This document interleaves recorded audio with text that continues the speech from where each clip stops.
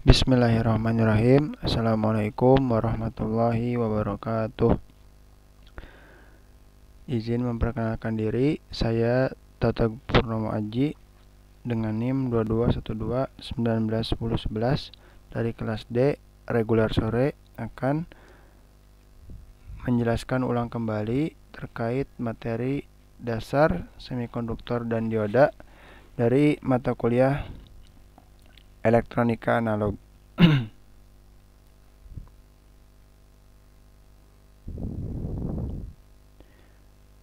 Semikonduktor secara definisi adalah bahan yang memiliki nilai hambatan jenis atau Rho antara konduktor dan isolator, yakni sebesar 10⁻⁶ sampai dengan 10⁻⁴ ohmmeter. Jadi, berdasarkan sifat dan bahannya, semikonduktor ini berada di antara konduktor dan isolator. Jadi, semikonduktor ini tidak termasuk konduktor dan juga tidak termasuk dari isolator. Dan berikutnya ada tabel perbandingan hambatan jenis dari bahan konduktor, semikonduktor, dan isolator. Di sini terdapat perbedaan yang cukup jelas, di mana nilai hambatan jenis dari isolator lebih besar dibanding yang lainnya. Hal ini mengapa demikian? Karena isolator tidak dapat menghantarkan arus, oleh karena itu hambatan jenisnya lebih besar. Sedangkan konduktor memiliki hambatan jenis yang paling kecil karena konduktor dapat dengan baik menghantarkan arus listrik. Sedangkan semikonduktor berada di antaranya, itu sebesar 2,3 kali 10⁻³ ohmmeter.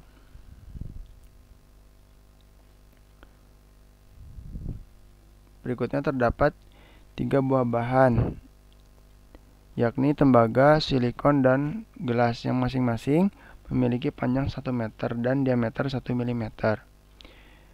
Jadi, dilihat berdasarkan pertanyaan di atas, bahan ini berbentuk tabung ya. Jika pada kedua ujung bahan tersebut terpasang tegangan 10 volt, berapakah arus yang lewat dari masing-masing bahan tersebut? Untuk cara pengerjaan, yang pertama dicari terlebih dahulu R atau hambatan, di mana R sama dengan Rho dikali L per A. Rho ini adalah hambatan jenis, L ini adalah panjang bahan, dan A adalah luas penampang. Kemudian dicari terlebih dahulu A-nya, di mana A sama dengan Pi dikali R kuadrat. Kemudian untuk mencari R, itu diameter dibagi 2. Setelah mendapat R, kemudian R kuadrat, R dikuadratkan dan dikali Pi sehingga dapat A. Kemudian dicarilah nilai resistansinya dari rumus Rho dikali L dan A. Nanti hasil R-nya di sini akan berbeda karena nilai hambatan jenisnya pun saling berbeda dari 3 bahan tersebut. Selanjutnya dicarilah arus dari rumus Ohm, di mana I sama dengan V per R. Setelah dicari, didapatkan arus dari masing-masing bahan tersebut. Di sini terdapat arus yang paling besar itu oleh tembaga sebesar 0,46 kali 10⁻³ ampere. Sedangkan arus yang paling kecil dapat di gelas karena gelas merupakan isolator, yaitu 1,12 kali 10⁻⁻12 ampere. Dan silikon berada di antaranya. Kemudian bahan-bahan ini diberi sumber tegangan sebesar 10 volt. Nah, berikutnya bahan-bahan semikonduktor. Bahan-bahan semikonduktor antara lain yang pertama ada trivalen. Trivalen atau logam yang memiliki atom-atom dengan jumlah elektron terluar atau elektron valensinya itu sebanyak 3 buah. Contoh dari bahan trivalen yaitu boron, gallium, dan indium. Kemudian tetravalen yaitu logam yang memiliki atom dengan jumlah elektron terluar sebanyak 4 buah, contohnya seperti silikon dan germanium.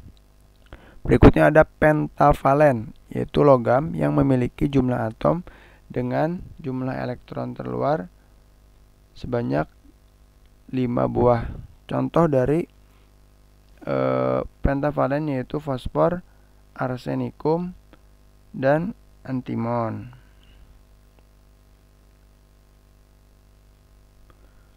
Berikut ini terdapat tabel periodik dari semikonduktor. Di sini terdapat konfigurasi elektron dari golongan 3A. Ini terdapat dari gambar ini terdapat 3 buah elektron berada di kulit terluar. Elektron ini disimbolkan dengan lingkaran hitam yang berada di lingkaran terluar. Kemudian di sebelah kanannya ada 4 buah elektron di kulit terluar. Ini termasuk golongan 4A. Begitu pula di golongan 5A terdapat 5 elektron di kulit terluar. Berikutnya ada bahan-bahan dari semikonduktor. Nah, jadi bahan-bahan semikonduktor itu bahan yang paling banyak digunakan untuk semikonduktor itu adalah bahan dari silikon dan germanium. Ini bahan yang banyak digunakan untuk semikonduktor itu. Dimana semikonduktor ini yang nantinya akan menjadi bahan utama dari dioda, dimana jumlah elektron dari silikon sebanyak 14 buah, kemudian jumlah elektron dari germanium adalah 30 buah, dan jumlah elektron valensinya atau elektron terluarnya silikon dan germanium itu sama-sama masing-masing 4 buah. Jika dilihat di tabel periodik, di mana silikon dan germanium berada di golongan 4A yang memiliki 4 buah elektron di kulit terluar. Berarti hal ini sesuai dengan pernyataan sebelumnya. Dan jumlah elektron dari silikon sebanyak 14 dan jumlah elektron dari germanium sebanyak 32 buah. Hal ini sesuai juga dengan pernyataan berikut. Kemudian jenis ikatannya merupakan ikatan kovalen. Berikut ini ada jenis semikonduktor intrinsik atau semikonduktor yang murni dari alam. Semikonduktor intrinsik merupakan semikonduktor murni dari alam dan tidak ada cacat. Contohnya silikon murni. Di sini terdapat struktur kristal dari silikon murni. Di sebelah kiri ada visualisasi 3 dimensinya, di mana silikon mempunyai 4 buah elektron valensi atau elektron terluar. Begitu pula di visualisasi 2 dimensinya. Silikon mempunyai 4 buah elektron di kulit terluarnya.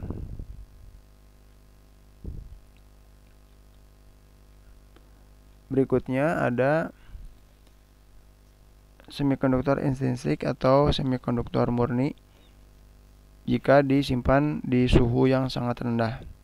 Apa yang akan terjadi? Yang pertama, semua elektron berada pada ikatan kovalen. Kemudian tak ada elektron bebas atau tak ada pembawa muatan sehingga bersifat sebagai isolator. Jadi, karena semikonduktor murni atau semikonduktor intrinsik ini disimpan di suhu yang sangat rendah, tidak ada elektron yang bebas, tidak ada elektron yang keluar dari ikatan kovalennya, sehingga semikonduktor ini dapat bersifat isolator di suhu yang sangat rendah. Berikutnya, semikonduktor intrinsik pada suhu kamar. Agitasi termal atau perubahan suhu menyebabkan beberapa elektron valensi atau elektron terluar keluar dari ikatan kovalennya sehingga menjadi elektron bebas, di mana elektron bebas ini sebagai pembawa muatan negatif. Jadi karena suhunya naik dari suhu rendah ke suhu kamar, kan terjadilah perubahan suhu atau agitasi termal. Hal ini akan mengakibatkan elektron valensinya keluar dari ikatan kovalennya dan terdapat elektron bebas yang nantinya akan menjadi muatan negatif. Kemudian karena munculnya elektron bebas itu diikuti oleh terbentuknya hole. Karena elektronnya keluar dari ikatan kovalen sehingga meninggalkan hole atau lubang. Yang nantinya hole ini akan menjadi pembawa muatan positif. Nah, peristiwa ini disebut sebagai pembangkitan atau generation. Jika dipasang beda potensial atau tegangan maka terjadilah aliran arus sebagai konduktor dengan konduktansi yang rendah. Jadi, semikonduktor yang murni ini pada suhu kamar dapat dialiri oleh arus namun dengan nilai konduktansi yang sangat rendah. Berikut ini terdapat datasheet dari sifat bahan silikon dan germanium. Di sini terdapat sifat dan perbandingan dari bahan silikon dan germanium. Mulai dari nomor atom, berat atom, kerapatan, konstanta dielektrik, atomnya, jurang tenaganya, hingga ke mobilitas elektron pada suhu 300 derajat Kelvin. Di sini terdapat perbandingan antara silikon dan germanium. Berikutnya, pembawa muatan pada semikonduktor intrinsik. Jadi, semikonduktor murni ini atau semikonduktor intrinsik ini, jika diberi beda potensial, jika diberi tegangan, akan terjadilah pelepasan elektron dari ikatan kovalennya. Ini disimbolkan dengan S1, di mana anak panah ini merupakan tanda bahwa elektron ini keluar dari ikatan kovalen dan meninggalkan hole atau lubang. Jadi ini sesuai dengan pernyataan di slide atau page sebelumnya. Nah, sehingga terjadilah hole atau lubang. Hal ini yang disebut dengan pembangkitan atau generation. Kemudian berikutnya ada jenis-jenis semikonduktor ekstrinsik. Jenis semikonduktor ekstrinsik ini merupakan jenis semikonduktor buatan. Jadi berbeda atau berbanding terbalik dengan semikonduktor intrinsik yang murni dari alam. Sedangkan semikonduktor ekstrinsik ini merupakan buatan, di mana semikonduktor ekstrinsik ini memperoleh penyuntikan atau memperoleh pengotoran atau memperoleh doping oleh atom asing. Secara teori, semikonduktor ekstrinsik ini terbagi menjadi dua bagian secara jenisnya.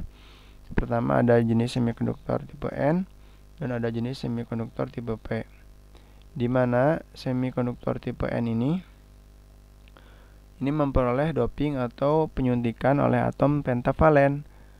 Contohnya seperti fosfor, arsenikum dan antimon.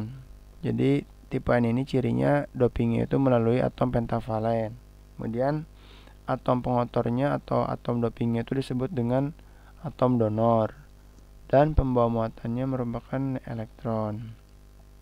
Sedangkan semikonduktor tipe P, pengotoran atau penyuntikan atau dopingnya itu dilakukan oleh atom trivalen. Contoh dari atom trivalen itu boron, gallium, dan indium. Ini contoh dari ciri dari semikonduktor tipe P. Kemudian atom dopingnya disebut atom akseptor. Kemudian pembawa muatannya itu yaitu hole. Jadi jika semikonduktor murni atau intrinsik akan didoping dengan atom pentavalen, misalnya dengan arsenikum, maka semikonduktor itu akan menjadi semikonduktor tipe N. Begitupun sebaliknya, apabila semikonduktor intrinsik atau murni itu didoping dengan atom misalkan dari indium, maka semikonduktor tersebut akan menjadi semikonduktor tipe P. Ini merupakan ciri dari semikonduktor tipe N dan tipe P. Tipe N, atom dopingnya itu dari pentavalen, kemudian atom dopingnya disebut atom donor, kemudian pembawa muatannya elektron. Sedangkan tipe P, atom dopingnya itu dari trivalen yang disebut dengan akseptor, sedangkan pembawa muatannya hole. Nah, tadi ada istilah doping. Tujuan doping itu apa? Tujuan dari doping itu untuk meningkatkan konduktivitas. Sedikit informasi bahwa apa itu konduktivitas? Untuk meningkatkan konduktivitas dari semikonduktor itu sendiri.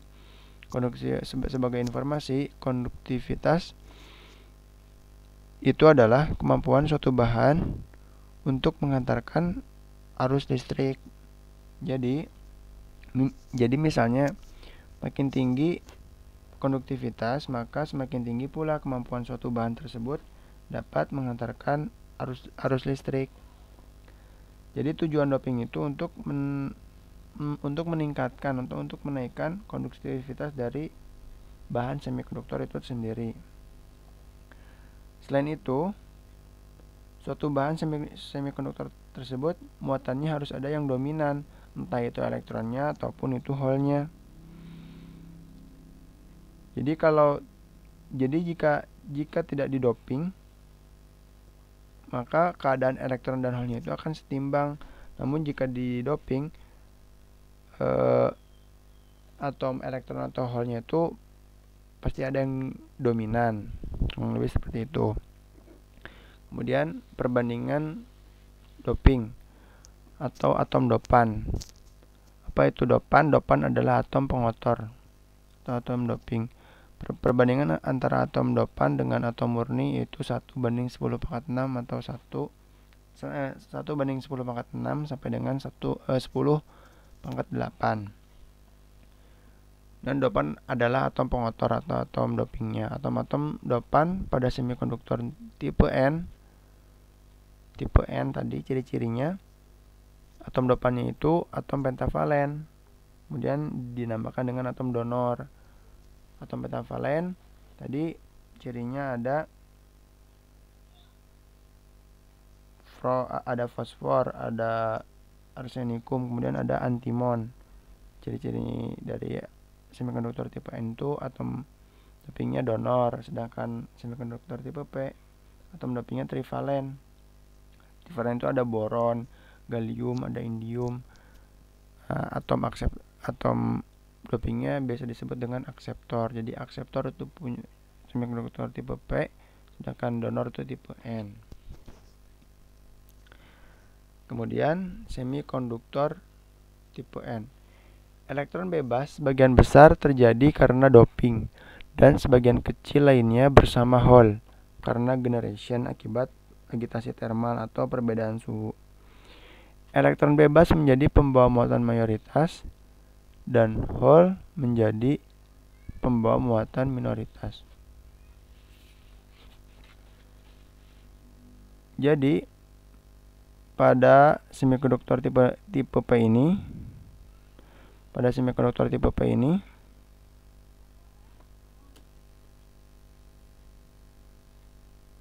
tipe P. Jadi pada semikonduktor tipe N ini, yang awal mulanya memiliki elektron valensi sebanyak 4 buah yang saling terikat. Kemudian saat ditambah elektron bebas karena doping, maka nilai elektron valensinya bukan lagi 4, melainkan menjadi 5 karena didoping, karena terjadi penyuntikan.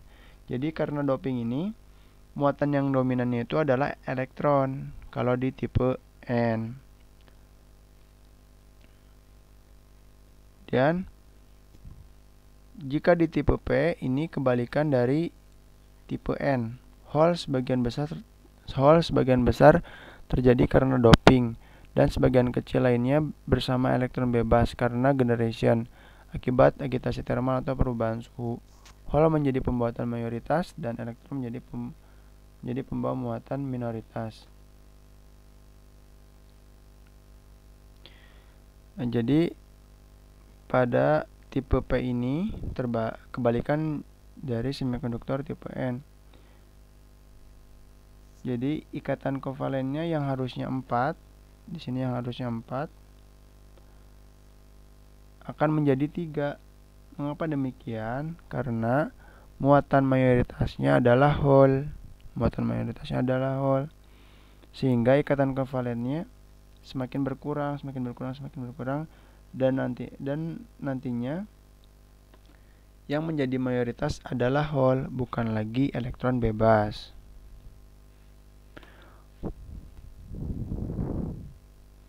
Berikut ini terdapat piranti-piranti semikonduktor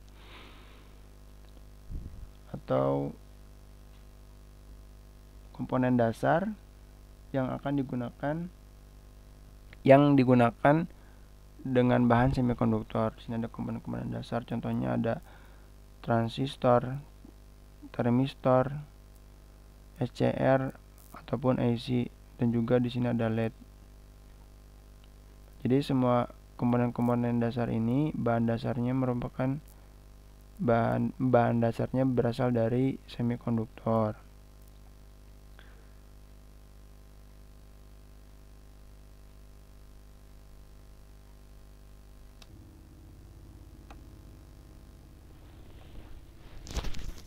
Berikutnya, dioda pertemuan PN. Suatu pertemuan PN adalah kristal tunggal semikonduktor yang pada satu sisinya mendapat penyuntikan atom akseptor, atau ciri ini atom akseptor atau doping atom akseptor ini tipe P, dan pada sisi lain mendapatkan penyuntikan atom donor atau tipe N. Pertemuan PN merupakan blok bangunan dasar, basic building block bagi piranti semikonduktor.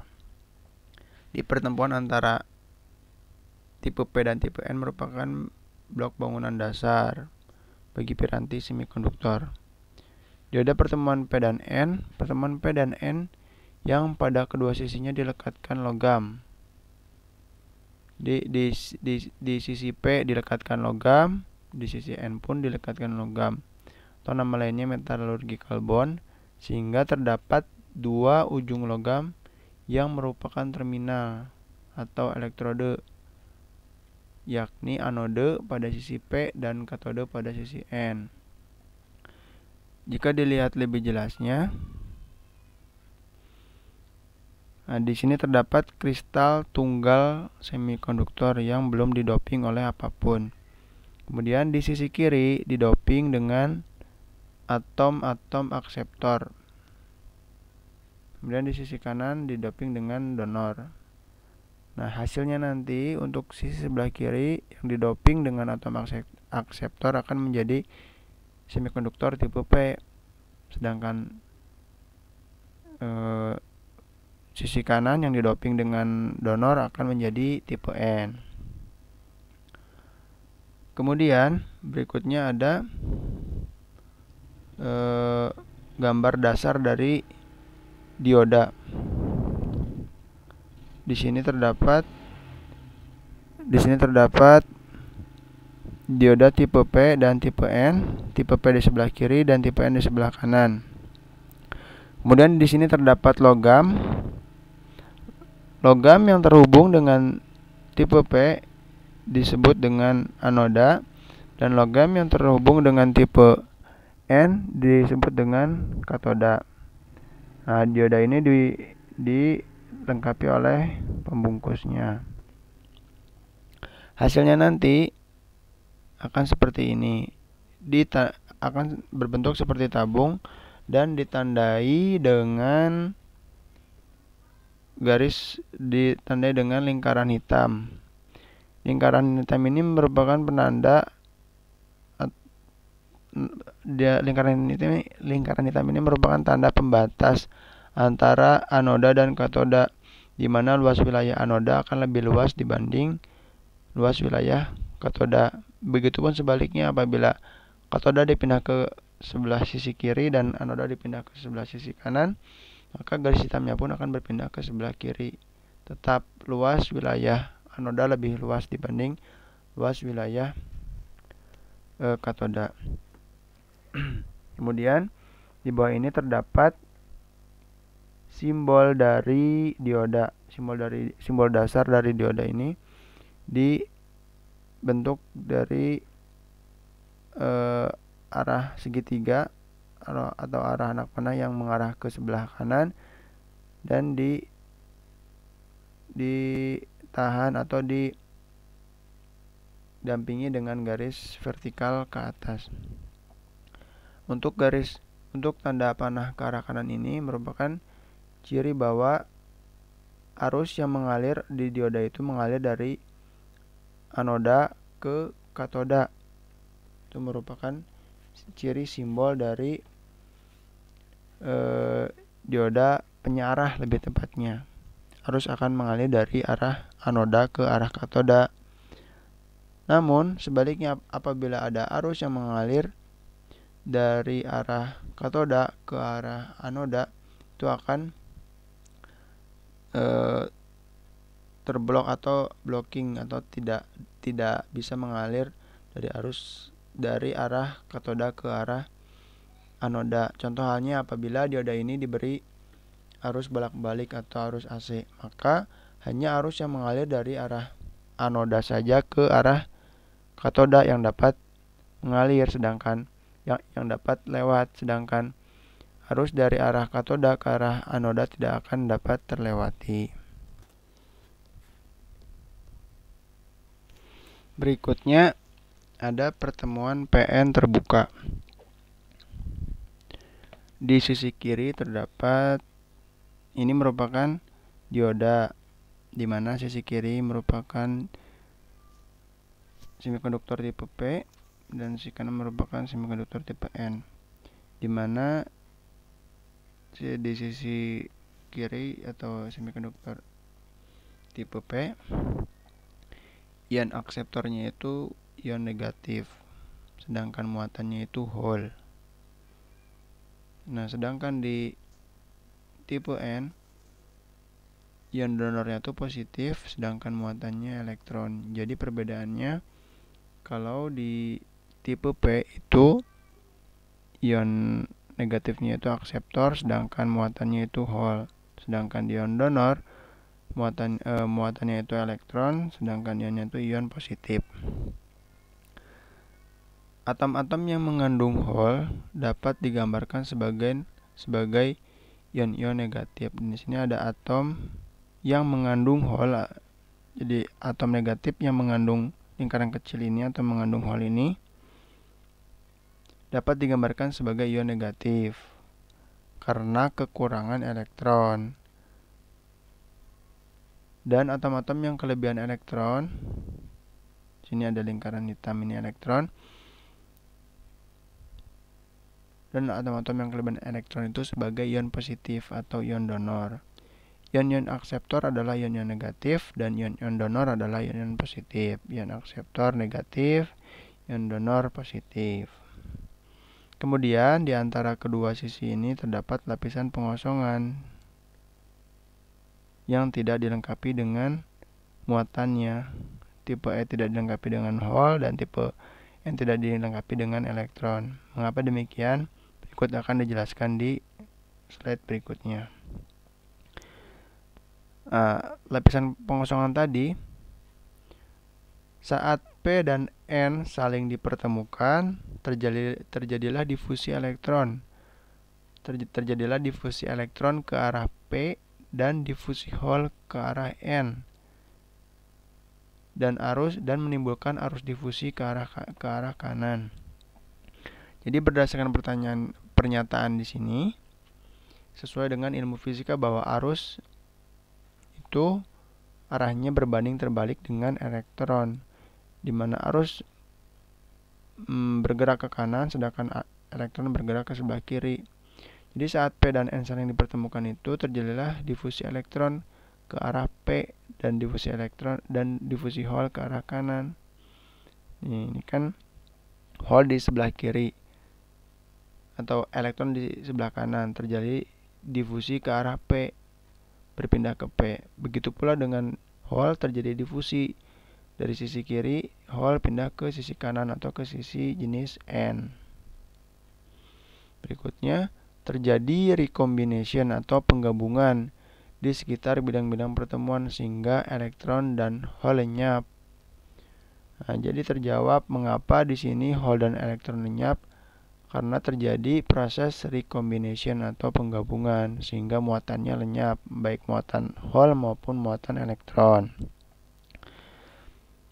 Dan di sekitar bidang pertemuan tak terdapat pembawa muatan atau disebut sebagai daerah pengosongan. Nah, mengapa disebut lapisan pengosongan? Karena tidak ada muatannya, tidak ada hole dan tidak ada elektron. Kemudian tegangan penghalang. Mengapa ada tegangan penghalang di dioda? Berikut penjelasannya. Pertama, lenyapnya elektron meninggalkan ion donor atau ion positif, dan lenyapnya hole meninggalkan ion akseptor atau ion negatif. Jika dilihat di bidang pertemuan ini, lenyapnya muatan hole sehingga tersisa ion negatif, lenyapnya muatan elektron sehingga tersisa ion positif atau ion donor. Adanya ion positif dan ion negatif, adanya ion donor dan ion akseptor menyebabkan adanya medan listrik sehingga adanya tegangan. Nah, tegangan ini disebut sebagai tegangan kontak atau tegangan penghalang atau barrier potensial dan menimbulkan arus drift ke kiri. Jadi jika dilihat dari gambar dioda ini, karena terjadi lapisan pengosongan yang diakibatkan karena pertemuan P dan N dan muatannya pun hilang, terjadilah medan listrik yang menimbulkan tegangan, di mana arus driftnya itu mengarah ke kiri, mengarah ke P, mengarah ke arah P. Jadi arus driftnya nanti akan berlawanan dengan arus difusi yang masuk. Jadi dioda ini sendiri memiliki tegangan penghalang tadi, memiliki tegangan penghalang yang arusnya akan mengalir ke sebelah, akan bergerak ke sebelah kiri. Dan karena pertemuan P dan N ini terbuka, maka ada kesetimbangan antara arus drift dengan arus difusi.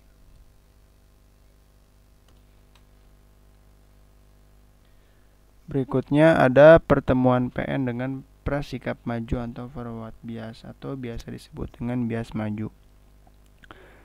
Ciri dari bias maju di mana sumber tegangan positif masuk dari anoda kemudian diteruskan ke katoda, kemudian kembali lagi ke sumber tegangan. Jadi cirinya arusnya masuk melalui anoda dan diteruskan ke katoda. Ini ciri bias maju. Adanya VD atau tegangan yang terjadi akibat medan listrik tadi menyebabkan arus difusi lebih besar dari arus drift. Jadi karena adanya VD ini, arus yang masuk ini harus lebih besar dari arus atau tegangan penghalang, arus drift yang dimiliki oleh dioda itu sendiri.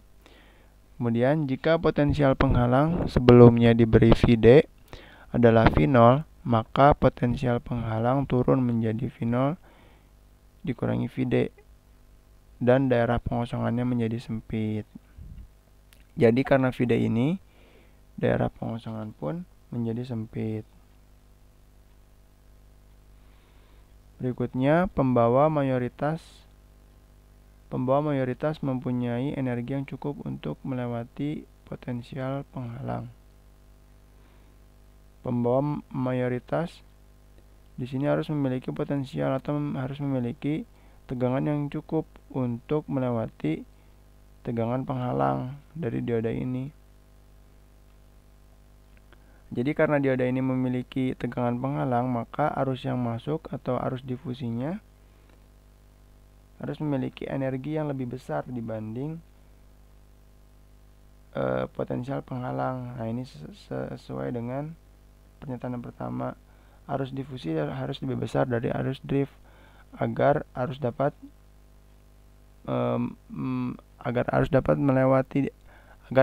mengalir dari anoda ke katoda. Kemudian hole dari sisi P, pembawa mayoritas dapat melewati daerah pengosongan menjadi pembawa minoritas dari sisi N. Jadi hole dari sisi P ini dapat melewati daerah pengosongan. Nah, ini menjadi pembawa minoritas di sisi N, dan elektron dari sisi N sebagai pembawa mayoritas dapat melewati daerah pengosongan menjadi pembawa minoritas di sisi P.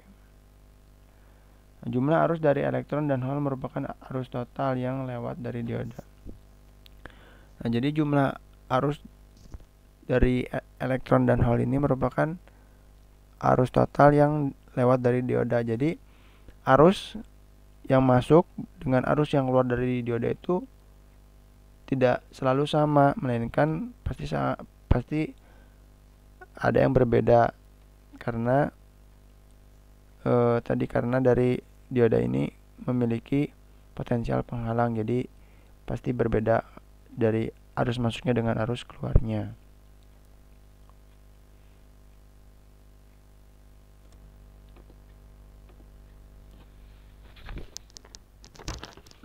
Kemudian berikutnya ada pertemuan PN bersikap mundur atau reverse bias atau biasa disebut dengan bias mundur. Hole pada sisi P bergerak ke kiri. Hole dari sisi P bergerak ke kiri. Dan elektron dari sisi N bergerak ke kanan. Jadi saling menjauh. Dan daerah pengosongan pun melebar, berarti sesuai dengan gambar di slide ini. Karena hole dari sisi P itu bergerak ke kiri dan elektron dari sisi N ini bergerak ke kanan, sehingga lapisan pengosongannya menjadi semakin luas, sehingga potensial penghalangnya atau tegangan penghalangnya menjadi V0 ditambah Vd, dan tidak ada arus yang lewat di bidang pertemuan. Ini berbanding terbalik dengan bias maju. Kalau bias maju, hole-nya yang berada di sisi P bergerak ke sisi kanan, sedangkan elektron yang berada di sisi N bergerak ke kiri. Jadi lapisan pengosongannya semakin menyempit. Seperti itu. Berikutnya, karena daerah pengosongan pada dasarnya merupakan semikonduktor, daerah pengosongan ini merupakan semikonduktor intrinsik atau sifatnya murni. Agitasi termal dapat menyebabkan perubahan suhu dapat menyebabkan terjadinya generation, sehingga muncul pasangan elektron dan hole pada daerah ini. Jadi karena perubahan suhu akan terjadilah generation, sehingga muncul pasangan elektron dan hole pada daerah ini. Nah, jadi karena di sini terdapat lapisan pengosongannya semakin lebar, kemudian lapisan pengosongan ini merupakan semikonduktor yang intrinsik atau yang murni. Pada saat agitasi termal akan terjadi generation dan pasangan, dan elektron dan hole ini akan saling berpasangan.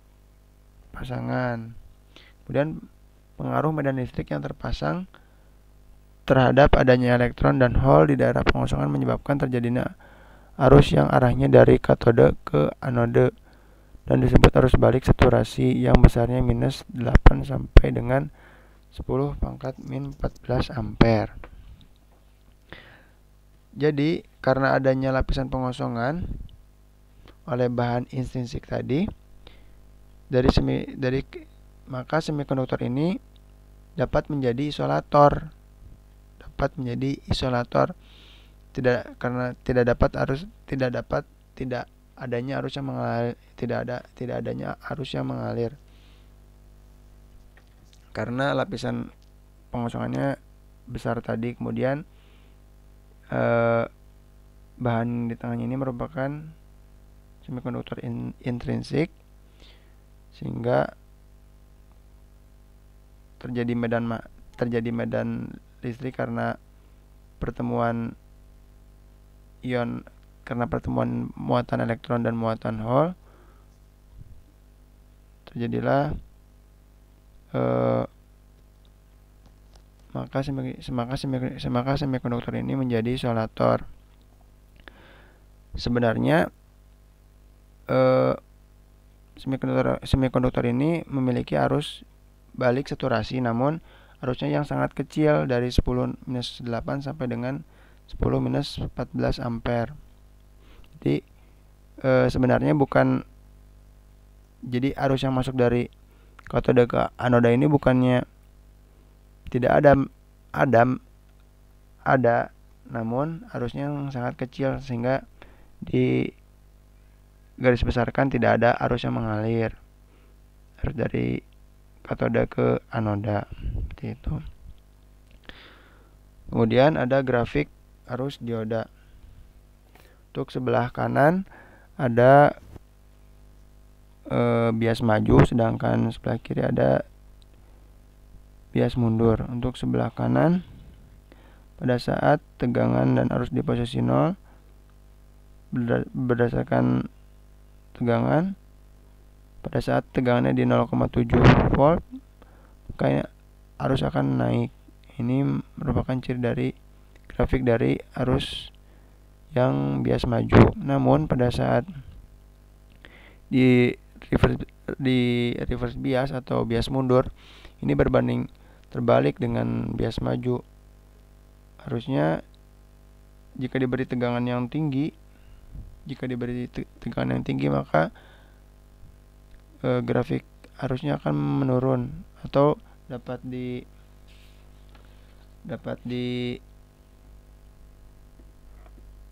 disimpulkan bahwa breakdown di sini kondisi di mana diodanya rusak, sehingga tidak berfungsi sebagai penyarah, sehingga arusnya pun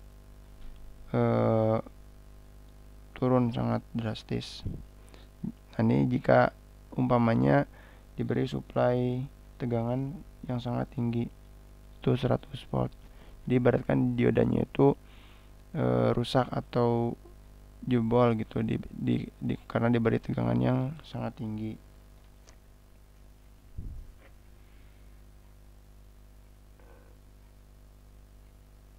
Dan di sini 0,7 volt karena batas tegangan masuk sudah melebihi tegangan potensial di 0,7 volt. Jadi pada bias maju itu grafiknya naik ke atas karena sudah mencapai batas tegangan masuk di 0,7 volt, maka grafiknya akan naik. Gitu. Berikut ini ada simbol dari dioda. Ini simbol fisiknya, sedangkan ini simbol dari gambarnya, kurang lebih seperti itu. Dimana dibatas oleh lingkaran putih kalau di sini, sedangkan luas wilayah anoda lebih besar dari katoda. Jadi luas wilayah yang sempit itu ciri dari kaki katoda, dan luas wilayah yang besar itu ciri dari kaki anoda. Begitupun dengan simbol dari gambar anak panah ini, di mana garis vertikal ke atas ini merupakan tanda katoda, dan anak panah ke arah kanan ini merupakan arah masuknya arus yang nantinya akan melewat dari anoda ke katoda.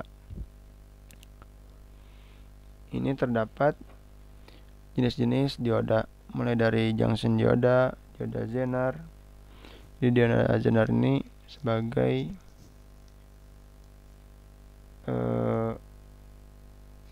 bukan sebagai penyarah saja. Ada tunnel dioda, ada fraktor dioda, dan lain-lain. SCR, LED, ada fotodioda atau LDR, triak, diak, dan lain-lain. Nah, jenis-jenis dioda dan penggunaannya. Dioda silikon untuk penyarah arus, pengaman tegangan kejut itu IN401, IN407, IN5404. Sedangkan untuk dioda zener, dioda zener ini untuk mengatur tegangan, zener di 6,2 volt dan 3,2 volt. Sedangkan dioda bridge untuk penyarah gelombang, penuh pada rangkaian satu daya. Dan LED itu sebagai lampu atau indikator dengan konsumsi arus yang sangat rendah di 5 mA.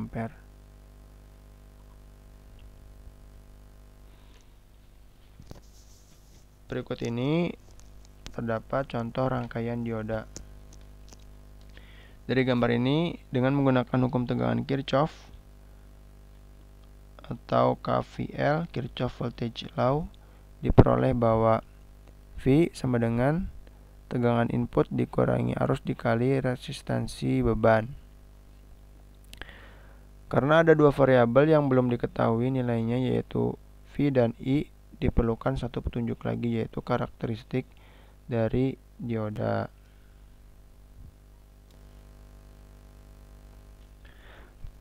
Berikut ini terdapat kurva beban pada dioda.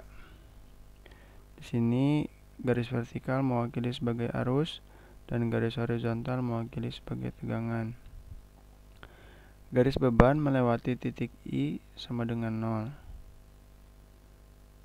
Dan titik potong V adalah V sama dengan V input. Dan V sama dengan 0, di mana titik potong adalah I sama dengan V input dibagi resistansi beban. Jadi garis ini merupakan garis diagonal ini merupakan garis beban atau load line. Di sini ditandai oleh tanda load line. Kemudian VI per RL ini merupakan arus saturasi.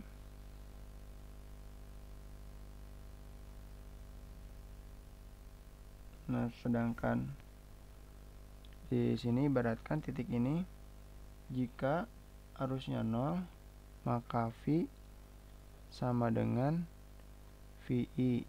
Sini VI dari sini ke sini.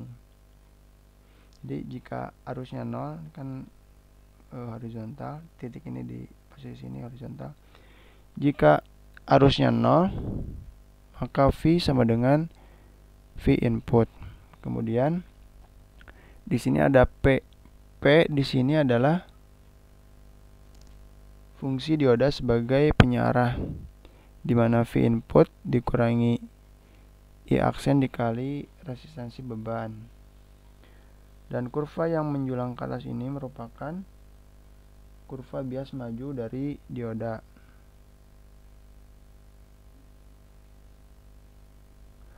Dan berikut ini adalah gambar kurva karakteristik dinamis. Hubungan arus terhadap tegangan masukan VI bervariasi disebut karakteristik dinamis. Lereng garis beban adalah tetap karena resistansi beban RL tetap. Jadi sama halnya dengan yang tadi, garis diagonal ini merupakan garis beban. Dan di sini ada VI per RL atau arus saturasi. Kemudian naik di sini ada VI aksen per RL. Begitupun di sini ada garis kurva bias majunya. Dan di sini ada titik A aksen. Begitu seterusnya ada titik B aksen. Jadi dinamis itu berpindah dari VI ke V aksen, dari VI aksen RL ke VI, dari VI per RL ke VI aksen R per RL berpindah. Itu yang dinamakan dinamis, namun posisinya masih tetap. Berikutnya ada model dioda. Pertama ada model pendekatan pertama dari model pendekatan pertama atau yang biasa disebut dengan dioda ideal. Pada keadaan forward bias atau bias maju, dioda dianggap sebagai saklar tertutup karena hambatan pada dioda dianggap 0. Jadi anggap saja tidak ada hambatan, arus mengalir begitu saja. Dianggap sebagai saklar tertutup. Ini pada kondisi bias maju. Dan pada kondisi reverse bias atau bias mundur, dioda dianggap sebagai saklar terbuka karena pada dioda dianggap hambatannya bernilai tak hingga. Ini contoh gambar rangkaiannya. Jadi kalau di gambar dioda yang bias maju, arus mengalir dari anoda ke katoda, begitu pula kembali lagi ke sumber tegangannya. Nah, ini disimbolkan dengan saklar tertutup atau hambatannya itu bernilai 0. Jadi tidak ada hambatan yang menghalangi arus yang mengalir. Itu disimbolkan dengan saklar tertutup. Sedangkan pada rangkaian yang bias mundur, itu anoda mengalir dari katoda ke anoda. Jadi kebalikannya dari bias maju. Karena arus mengalir dari katoda ke anoda, maka asumsinya hambatan pada diodanya itu bernilai tidak hingga atau tak terhingga atau sangat banyak, sehingga arus yang lewat tidak dapat mengalir ke sisi yang lainnya, atau disimbolkan dengan saklar terbuka hingga arus berhenti di sini, tidak dapat mengalir kembali ke sumber tegangan. Ini contoh kurva dari karakteristik yang bias maju, di mana grafiknya naik pada saat telah mencapai tegangan batasnya. Namun pada dioda yang reverse, dioda yang mundur atau dioda yang balik, itu tegangannya tegak lurusnya itu.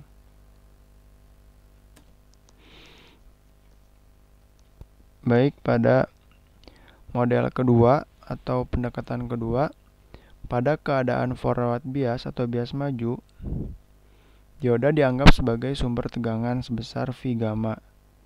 Sedang V gamma untuk silikon itu 0,7 atau 0,6, dan V gamma untuk germanium itu 0,2 sampai 0,3 volt. Yang dimaksud dioda sebagai sumber tegangan ini sesuai dengan fenomena yang sebelumnya, di mana bahwa fenomena elektron dan hole yang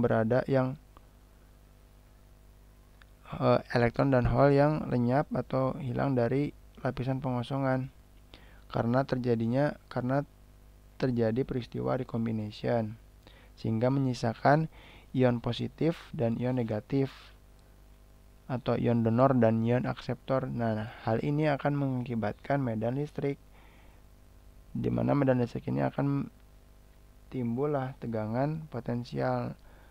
Hal ini yang dimaksud dengan dioda. Hal ini dimaksud dengan mengapa dioda dianggap sebagai sumber tegangan, karena itu tadi, karena hilangnya muatan elektron dan hole di daerah lapisan pengosongan, sehingga tersisa ion donor atau ion positif dan ion akseptor atau ion positif di lapisan pengosongan, sehingga mengakibatkan medan listrik dan timbullah tegangan. Oleh sebab itu, dioda dianggap sebagai sumber tegangan. Kemudian pada keadaan bias mundur, dioda dianggap sebagai saklar terbuka karena hambatan pada dioda dianggap bernilai tak hingga. Jadi untuk yang bias mundurnya sama dengan yang pendekatan model pertama, hanya berbeda di bias maju. Jadi pada contoh gambar rangkaiannya arus masuk dari sumber tegangan, masuk ke kaki anoda, kemudian diteruskan ke kaki katoda, kembali lagi ke sumber tegangan. Jika di contoh sumbernya, nah ini sumber tegangan yang positif itu posisinya berhadapan dengan arus positif dari sumber tegangan dari dioda yang dianggap sebagai sumber tegangan tadi. Arus positif masuk ke arus positif, kemudian keluar dari kaki katoda dan kembali ke sumber tegangan. Ini yang dinamakan dioda sebagai sumber tegangan. Kemudian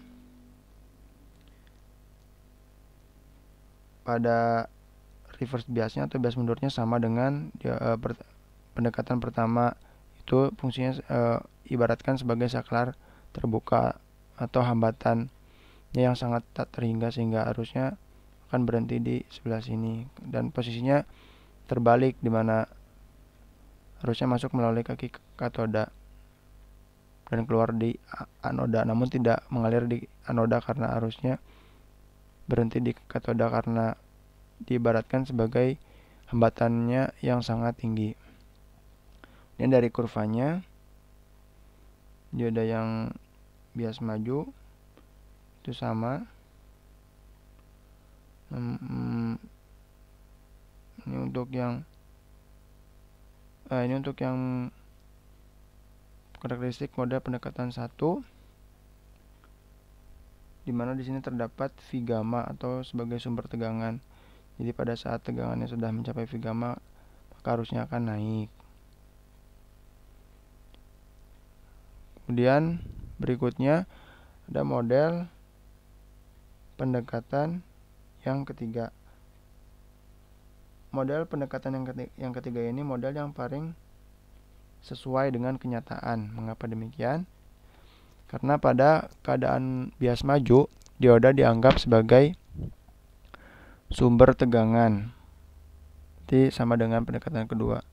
Pada saat pendekatan bias maju, dioda dianggap sebagai sumber tegangan, di mana V gamma untuk silikon 0,7 sampai 0,6 dan V gamma untuk germanium 0,2 sampai 0,3 dengan resistansi forward atau RF yang terpasang secara seri. Jadi berbeda sedikit dengan model pendekatan yang kedua. Untuk yang model pendekatan yang ketiga ini yang paling sesuai dengan kenyataan, di mana sumber tegangannya ini dihubungkan seri dengan resistansi forward atau resistansi maju. Dan pada keadaan bias mundur, dioda dianggap sebagai resistansi reverse. Jadi pada gambar rangkaiannya harus masuk melalui anoda, kemudian diteruskan ke katoda, kemudian masuk ke resistansi beban dan kembali lagi ke sumber tegangan. Kalau di gambar model pendekatan yang ketiganya harus masuk melalui kaki anoda, atau jika diasumsikan sebagai sumber tegangan, ini masuk ke kaki positif, kemudian diteruskan ke kaki negatif karena diserikan masuk ke resistansi forward dan diserikan dengan resistansi beban dan kembali lagi ke sumber tegangan. Sedangkan untuk rangkaian reverse bias atau bias mundur harus masuk melalui kaki katoda, mengalir di anoda dan kembali ke tegangan. Jadi harusnya masuk melalui katoda, kemudian masuk ke resistansi reverse dan masuk ke kaki anodanya dari dioda dan kembali lagi ke sumber tegangan. Jadi ini grafik idealnya, dan ini pada pendekatan yang keduanya harusnya ada resistansi forward. Jadi grafiknya seperti ini, dan pada saat mencapai batas tegangan gammanya tadi di 0,7 sampai 0,6 untuk silikon dan 0,2 sampai 0,3 untuk germanium, maka arusnya akan menaik.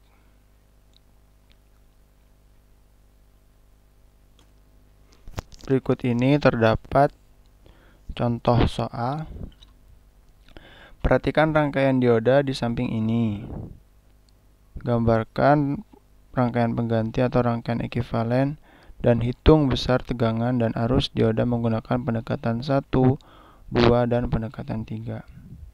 Di sini ada contoh soalnya, di mana bahan dari dioda ini adalah silikon dengan resistansi forward 2,5 ohm dengan tegangan input 10 volt dan resistansi beban 100 ohm.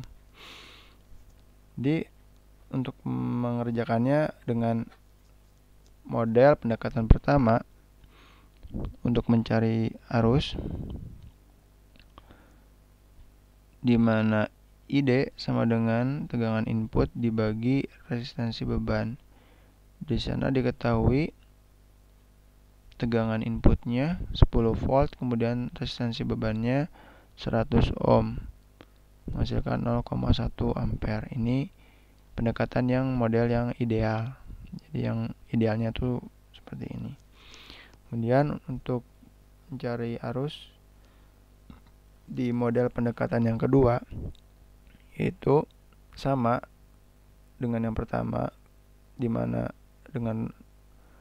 tegangan dibagi resistansi, namun tegangan inputnya ini dikurangi terlebih dahulu dengan tegangan gamma, karena pada pendekatan 2 dioda ini berfungsi sebagai sumber tegangan. Jadi tegangan inputnya 10 volt dikurangi dulu dengan tegangan gamma 0,6. Mengapa 0,6? Karena tegangan gamma dari bahan silikon. Kemudian dibagi 100 hasilnya 0,094. Ini hasilnya lebih kecil dibanding dengan tegangan idealnya, dibanding dengan arus ideal di pendekatan pertama. Kemudian di pendekatan yang ketiga sama pula, di mana tegangan dibagi resistansi, namun di sini selain tegangannya dikurangi dengan tegangan gamma, resistansinya pun ditambah dengan resistansi forward. Jadi perhitungan matematisnya, tegangan input 10 volt dikurangi dengan tegangan gamma 0,6 volt dibagi 100 ohm tegangan resistansi beban ditambah resistansi forward 2,5 ohm, hasilnya 0,092. Ini merupakan model pendekatan yang paling sesuai dengan kenyataan di model pendekatan yang ketiga ini, dan hasilnya pun lebih kecil dibanding pendekatan 2 dan pendekatan 1. Sedangkan untuk tegangan diodanya, yaitu dengan cara tegangan input dikurangi arus dioda dikalikan resistansi beban. Mana tegangan inputnya 10 volt dikurangi arus diodanya 0,092 ampere. Di sini dapat dari sini, kemudian dikalikan 100 ohm, hasilnya 0,8. Ini hasil untuk model pendekatan yang ketiga. Nah, untuk tugasnya Bapak dosen telah memberikan tugas bagaimana dengan tegangan di pendekatan 2 dan pendekatan 1, apakah lebih besar dibanding pendekatan 3 atau lebih kecil. Ya, ini berapa tegangan dioda pada model pendekatan 1 dan pendekatan 2, apakah lebih besar atau lebih kecil dari pendekatan 3. Jadi jawabnya model pendekatan 1, tegangan diodanya sama dengan tegangan input dikurangi arus dioda dikalikan resistansi beban. 10 volt dikurangi 0,1, ini untuk pendekatan 1, dikalikan 100 ohm, hasilnya 0 volt. Sedangkan pendekatan 2, tegangan input dikurangi arus